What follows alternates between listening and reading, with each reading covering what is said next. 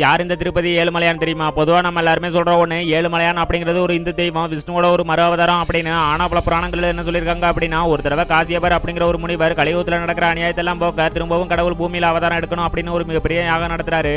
அப்ப நாரதர் இந்த யாகத்தோட பலனை மும்மூர்த்திகளில் யாருக்கு நீங்க தர போறீங்க அப்படின்னு கேட்கும்போது, யாரு ரொம்ப சாந்தமான கடவுளோ அவங்களுக்கு தான் அப்படின்னு முனிவர் சொல்றாரு.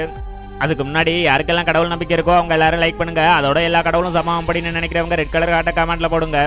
இதெல்லாம் இருக்க சிவனும் பிரம்மாவும் அந்த முனிவரோட ஆணவத்தை கண்டிக்கும் போது தன்னோட மார்பில் உதச்ச அந்த முனிவரையே விஷ்ணு சாந்தமான முறையில தான் அமைதிப்படுத்துவாரு. அப்பதான் லட்சுமி தேவி உங்களுக்குள்ள குடியிருக்கிறது நான் தானே தெரிஞ்சு நீங்க அவரை கண்டிக்கல அப்படின்னு ரொம்பவே கோபப்பட்டு பாட்கடல்ல இருந்து கிளம்பி பூலகம் வந்துருவாங்க.